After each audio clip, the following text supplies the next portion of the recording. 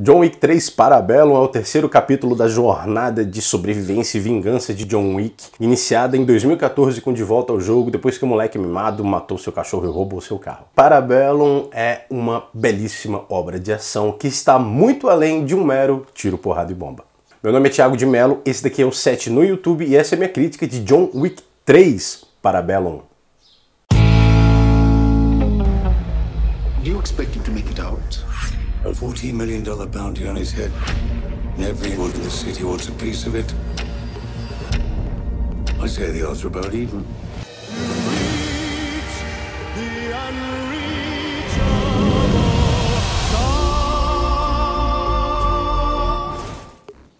A primeira coisa que me chama a atenção em John Wick 3 Parabellum é o roteiro, que é apenas a primeira camada desse filme. Porque se você prestar atenção unicamente na trama, você pode julgá-lo como superficial.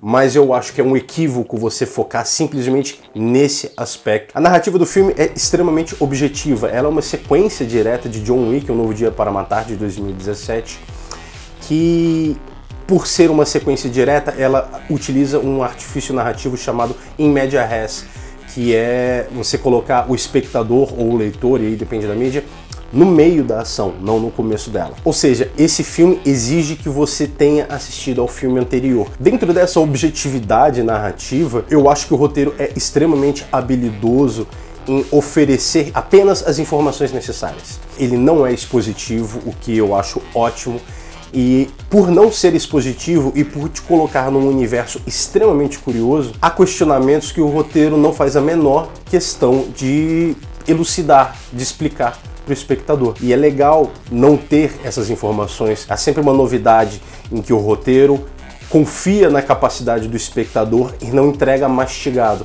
Ele deixa o espectador usar a imaginação. E como eu disse, esse filme é uma sequência direta do Um Novo Dia para Matar, e isso ajuda a criar um aspecto quadrinhesco. É como se você estivesse lendo capítulos mesmo de uma HQ. É uma história seriada, é uma história continuada, ela nunca tem uma conclusão exatamente fechada. E todo esse aspecto quadrinhesco é muito hábil também em elaborar uma violência que é tão intensa quanto estilizada. E isso é muito bem reforçado pelo uso das cores. Além da estética, do estilo, que dá muita cor, muita vibração, dá pulso àquela cidade, àquela realidade, ela determina aspectos psicológicos ou faz divisões entre os antagonistas e os protagonistas, por exemplo. O uso do vermelho simboliza um determinado grupo, o uso do azul está muito ligado ao John Wick, por toda a tristeza, por toda a melancolia, e há uma nova adição do roxo, que é uma cor muito intensa no filme, muito vibrante, muito comumente associada à morte também. E já que eu falei das cores, isso me leva a falar agora da fotografia do filme, que é sem dúvida nenhuma um dos grandes aspectos técnicos, porque ela permite que o espectador assista aquilo ali. Isso é fundamental.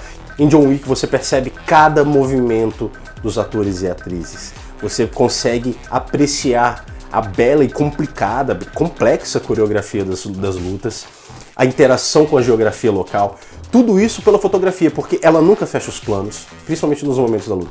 Há planos fechados nos rostos dos atores para demonstrar momentos de maior emoção, de densidade dramática, mas nos momentos dos combates, os planos são sempre abertos, geralmente numa linha do olhar similar à nossa, né, uma altura reta, direta, para nós sermos de fato espectadores daquele balé absolutamente maravilhoso. E o que favorece muito a fotografia do filme também é a montagem, que não dá cortes excessivos. A montagem permite que os atores elaborem as coreografias com cortes mínimos, então você vê de fato as sequências de ação.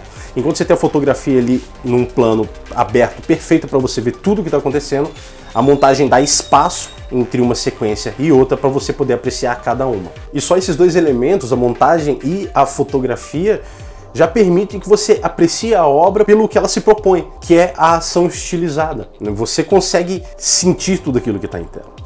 E não são só esses aspectos. Você pega, por exemplo, também o desenho e a edição de som, o design e a edição de som. Tem uma sequência, a primeira luta do filme na biblioteca, que é, cara, assim, de arrepiar. A fotografia te faz ver aquilo ali, toda a agressividade, e o som fortalece ainda mais aquilo que a imagem está mostrando. Há vários momentos do filme em que a sensação é de colar na cadeira, sabe? Ficar meio agoniado, porque é bruto, é violento, é muito violento. Então todos esses elementos permitem a elaboração da ação da melhor maneira possível. Ela é magistral, ela é envolvente, ela é de encher os olhos.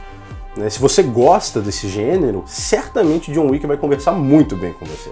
Mas se você não for um grande fã do cinema de ação, embora seja um pouquinho difícil relevar toda aquela pancadaria, mas se você conseguir abstrair e prestar atenção em outros elementos do filme, você vai ver também que há uma complexidade e uma profundidade na obra. Uma das coisas que eu mais gosto nesse filme é como ele faz cinema para homenagear o cinema. No começo do filme, quando mostra o John Wick, eu acho que na Times Square, a profundidade de campo permite que você observe de fato o que está atrás dele.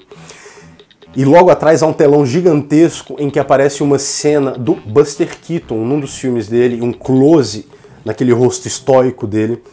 E o Buster Keaton, para quem não sabe, rapidinho, ele foi um dos grandes nomes do cinema mudo, conhecido como o homem que nunca ri, o homem da cara de pedra, porque ele mantinha sempre uma feição impassível. E uma das coisas mais legais do Buster Keaton é que você pode dizer que ele é um precursor desse tipo de gênero de ação, em que o ator é o seu próprio dublê, e ele se coloca em situações de risco para trazer uma emoção genuína. O Buster Keaton era um defensor disso. E as peripécias, as coisas que ele fazia nos filmes dele, eram extremamente arriscadas. E ele fazia, e mais curioso ainda, é que ele fazia sempre com aquela mesma cara impassível, estoica. Quando o John Wick dá um espaço para mostrar o Buster Keaton atrás, mostrando como influência, como background, você vê que o filme ele tem uma pretensão muito maior do que ser simplesmente ação. Ele quer ser cinema. Ele bebe de várias fontes diferentes. Tem uma cena sensacional que ela tem um humor inato ao mesmo tempo que ela é extremamente emocionante, que é uma rápida homenagem, por exemplo, ao faroeste que o filme faz. A trilha sonora adiciona um detalhe daqueles faroestes espaguetes e ele vira como se fosse num bang bang para dar um tiro. Então é uma singela, uma homenagem pontual, mas mostra como ele também bebeu daquela fonte. Afinal, é um filme sobre armas também, né? Então ele pontua que, a gente sabe a importância do western e a gente utiliza isso. O filme todo é uma grande homenagem ao cinema de luta asiático. A forma, por exemplo, como John Wick interage com o ambiente para lutar com seus adversários é exatamente o que faz os filmes do Jack Chan tão divertidos. Como qualquer peça, qualquer aleatoriedade de objeto de cena pode ser uma arma contra um inimigo. Mas não só isso, eles utilizam também o Gun Fu, popularizado pelo John Woo, que acaba sendo um cineasta também muito homenageado nas cenas de lutas, no alvo duplo, que é uma forma de luta com armas mesmo. E além dessa homenagem ao cinema asiático também, o filme encontra uma maneira de fazer um paralelo com o seu rival direto, que seria o musical. Não há tanta diferença assim na execução de uma boa ação como John Wick e de um bom musical como La La Land, por exemplo. Eu nem acho tão bom, mas enfim, foi o primeiro que veio à cabeça. Você assiste o La La Land prestando atenção na beleza e na complexidade daquelas coreografias. A fotografia permite que você entenda o que está acontecendo, que você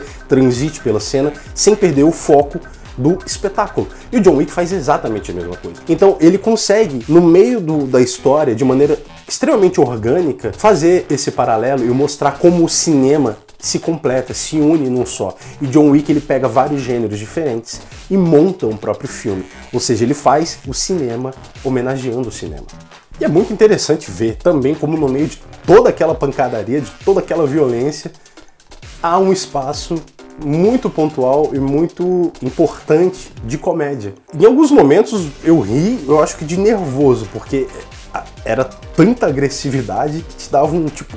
Eu ria pensando, meu Deus do céu, onde é que você vai parar? E ao mesmo tempo, ele faz um paralelo em que é a união do antigo com o novo, com o moderno, do clássico com o moderno. E essa união não surge apenas nessas homenagens do cinema, mas na forma como o design de produção cria aquele universo, que é extremamente próprio, autêntico e estilizado. Há, por exemplo, uniões bastante curiosas, muito interessantes, do balé com a música eletrônica, por exemplo.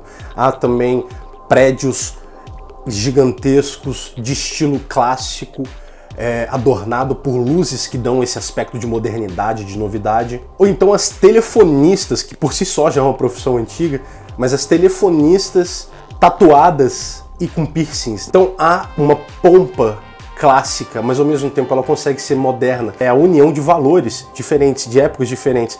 E o filme entende que ele só existe por causa daqueles valores passados do cinema. Então ele resgata esses valores e atualiza-os. É muito interessante. O design de produção do filme conta muitas histórias. Esses elementos que eu falei são uma das coisas que mostram que o John Wick é um filme que vai além do tiro, porrada e bomba. E isso eu tô focando apenas nos aspectos técnicos e narrativos. Se você for buscar o simbolismo daquilo ali, as metáforas do filme, essa busca pela metáfora é muito boa, porque não é difícil perceber, o filme deixa isso bem claro desde o primeiro capítulo, mas há um simbolismo, uma alegoria religiosa muito forte.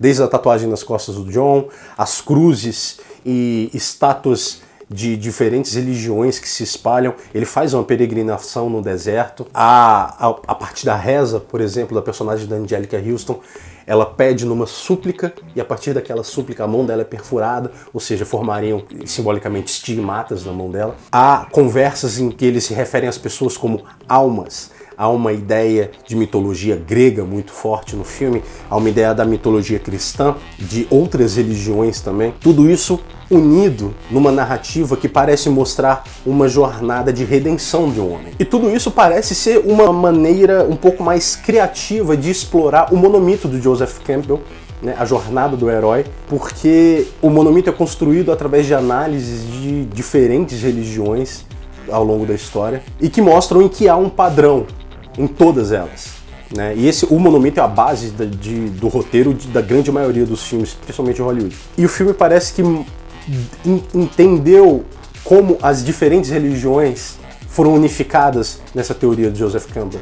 No John Wick, se você quer focar além da ação, além do design de produção, além das narrativas, das diferentes narrativas vindas por elementos técnicos, além da homenagem do cinema, você consegue encontrar simbolismos naquela história. Ou seja, cada elemento de John Wick 3 Parabellum carrega densidade e soma ao storytelling do filme. Então eu acho que seria muito equivocado você falar que John Wick é superficial só porque, aparentemente, ele trata de um homem em vingança depois de terem matado o cachorro dele. Essa é a trama, mas como cinema, John Wick conta várias histórias utilizando várias partes da estrutura narrativa diferentes. E isso tudo cria um senso de união, de unidade no filme, uma coesão em todos esses elementos que fortalecem, que dão substância ao John Wick 3 Parabellum. Eu saí do cinema absolutamente encantado com o filme. O primeiro me deixou apaixonado, o segundo mais ainda, e esse terceiro capítulo eu acho simplesmente genial. E é uma conclusão extremamente... satisfatória parece uma palavra fraca para falar, né? Mas é uma conclusão extremamente satisfatória para os fãs da franquia, para os fãs do cinema de ação e para fãs de cinema. Essa foi minha crítica de John Wick 3 Parabellum, espero que vocês tenham gostado. Se você chegou até o final do vídeo, muito obrigado por ter assistido tudo. E eu gostaria de pedir para curtirem, para comentarem, para compartilharem, para assinarem o canal, clicar na sinetinha para os próximos vídeos. Mas se você não tiver interesse de fato em acompanhar o canal, não precisa assinar, porque o algoritmo do YouTube ele desvaloriza canais que têm inscritos que não interagem, né? Então, sim, eu peço que se você gostou do meu conteúdo, se você quer conhecer mais coisas que eu vou apresentar aqui, você assine o canal apenas se você puder ajudar nessa interação, né? O SET é o meu projeto de vida atualmente, é o que eu quero fazer, é algo que tem me movimentado a melhorar cada vez mais, e o crescimento do canal é determinante na minha continuidade nesse trabalho, né? Então, se você novamente chegou até o final, eu agradeço muito e gostaria de pedir que você desse uma ajuda para o canal, divulgando, comentando, compartilhando, ou simplesmente curtindo, né? E assistindo os vídeos, com certeza, que a ideia é toda semana eu quero ter vídeos novos e estou trabalhando parcerias, chamar gente e entrar em assuntos diferenciados aqui para não ficar só na crítica, exatamente para aproximar, para oferecer para você um conteúdo cada vez mais exclusivo, mais trabalhado e mais dedicado né, que eu quero apresentar de verdade. E é isso. Até o próximo vídeo. Muito obrigado pela audiência. Espero que vocês tenham gostado do filme, espero que vocês tenham gostado da crítica. Quero ver mesmo no seu comentário se você assistiu John Wick, se você gosta dos filmes anteriores, o que você acha dessa homenagem ao cinema, o que você achou da minha leitura sobre o filme. Deixa mesmo no seu comentário, vamos conversar aqui embaixo, tá bom? E é isso. Eu vou indo nessa. Muito obrigado, até a próxima. Bons filmes, boas séries e bom cinema para todo mundo. Tchau, tchau.